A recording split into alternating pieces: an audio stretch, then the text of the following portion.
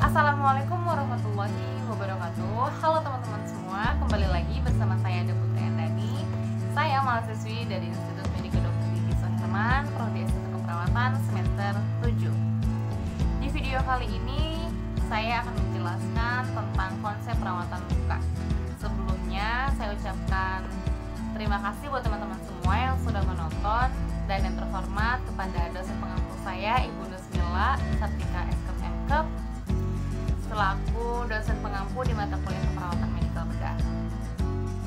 Tujuan saya membuat video ini yang pertama untuk memenuhi tugas praktikum mata kuliah keperawatan medikal bedah, dan yang kedua untuk memberikan informasi kepada teman-teman semua. Langsung aja sebelum saya memulai menjelaskan konsep perawatan luka, alangkah lebih baiknya dari teman-teman semua untuk like, komen, dan juga subscribe video dan channel YouTube saya ini.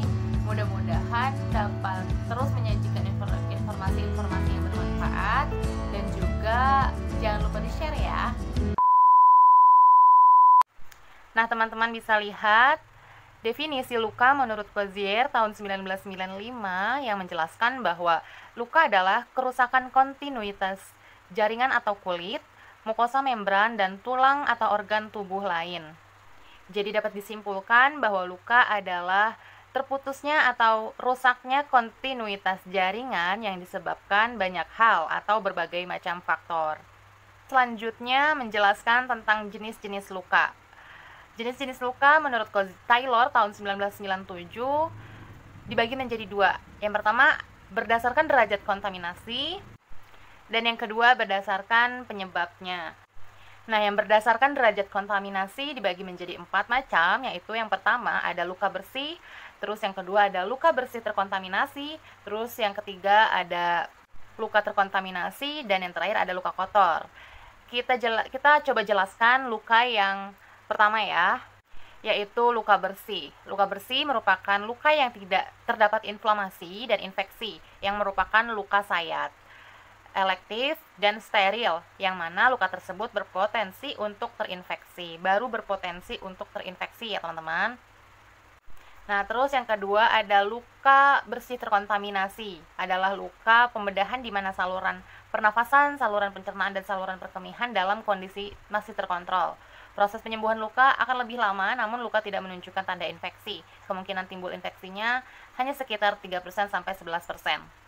Terus ada vulnus laceratum atau luka robek. Terus juga ada vulnus punctum atau luka tusuk.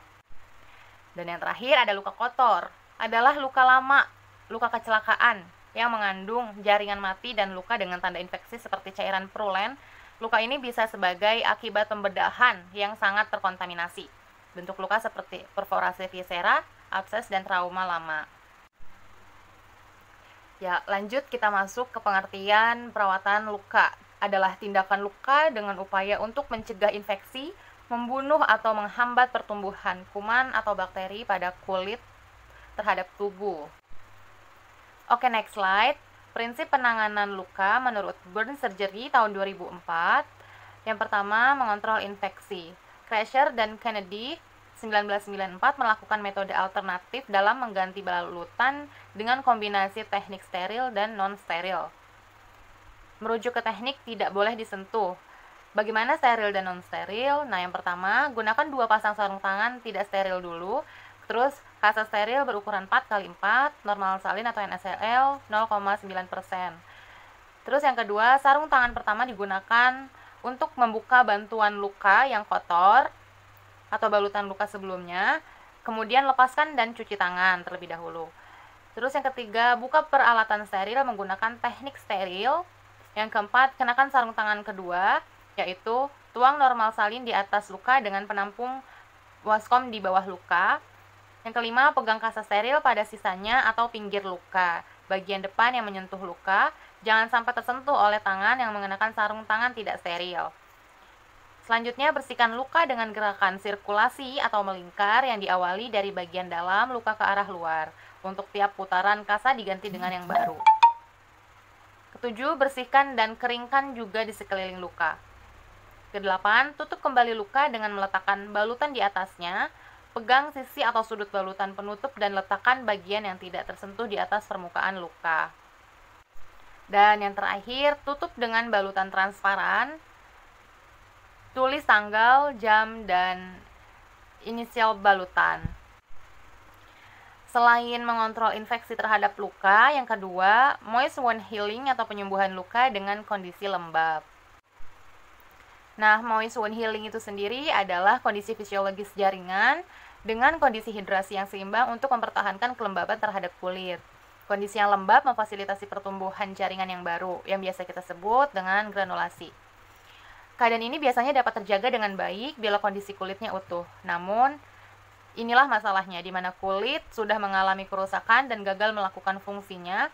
Untuk itu, seorang perawat memikirkan bagaimana mempertahankan kondisi hidrasi luka yang sudah kehilangan perlindungan, yaitu kulit. Dan bahan apa yang dapat menggantikan kulit tersebut?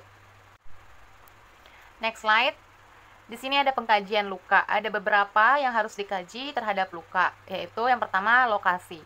Lokasi luka dapat mempengaruhi penyembuhan luka, di mana tidak semua lokasi tubuh mendapatkan peredaran darah yang sama. Ditinjau dari prinsip fisiologis, pada bagian tubuh yang memiliki pembuluh darah yang banyak akan mendapatkan aliran darah yang banyak. Hal ini akan mendukung penyembuhan luka lebih cepat dibandingkan dari bagian tubuh yang lebih sedikit mendapatkan aliran darah. Terus yang kedua, selain lokasi, ada ukuran luka. Diukur panjang, lebar, dan diameternya. Bila bentuk luka bulat dengan sentimeter, gambarkan bentuk luka tersebut dengan lembar transparan yang telah dicatat berpola kotak-kotak berukuran sentimeter. Terus yang ketiga, kedalaman luka. Kedalaman luka dapat diukur dengan kapas lidi steril yang sudah dilembabkan dengan normal salin. Masukkan dengan hati-hati ke dalam luka dengan posisi tegak lurus 90 derajat sehingga ke dasar luka. Beri tanda pada lidi sejajar dengan permukaan kulit di sekitar luka dan ukur dengan sentimeter tersebut. Selanjutnya ada goa atau terowongan. Dapat diketahui dengan melakukan palpas jaringan di sekeliling pinggir luka, di mana akan teraba tenderness atau perlukaan. Masukkan salin melalui mulut lubang ke dasar luka atau ujung terowongan tersebut. Beri tanda pada lidi sejajar dengan permukaan kulit di sekitar luka. Beri tekanan atau palpasi dengan hati-hati dan kaji saluran yang abnormal tersebut. Jangan pernah gunakan kekuatan dorongan yang berlebihan bila menggunakan kapas lidi ya. Ukur lokasi dan kedalaman lubang atau penetrasi. Nah, untuk menentukan lokasi ditetapkan dengan pola arah jarum jam dengan pusat pada tengah luka dan jam 12 sesuai garis anatomis sumbu tubuh manusia. Misalnya, lokasi mulut lubang terdapat pada posisi jam 8 dengan keadaan 5 cm atau dapat dibuatkan gambar jam dengan tanda pada posisi jam 8. Selain itu, kaji warna dasar luka. Warna dasar luka sangat penting dikaji karena berhubungan dengan penentuan terapi topikal dan jenis balutan lukanya. Ada beberapa macam warna dasar luka. Salah satunya nekrotik, terus ada juga slogi, terus ada juga granulasi dan lain-lain.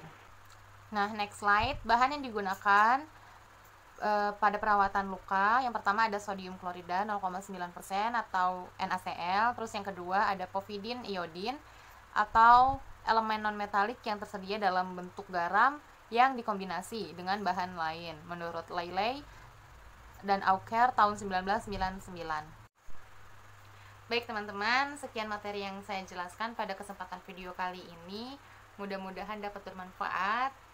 Kurang lebihnya saya mohon maaf. Wabillahi taufiq wal hidayah. Wassalamualaikum warahmatullahi wabarakatuh.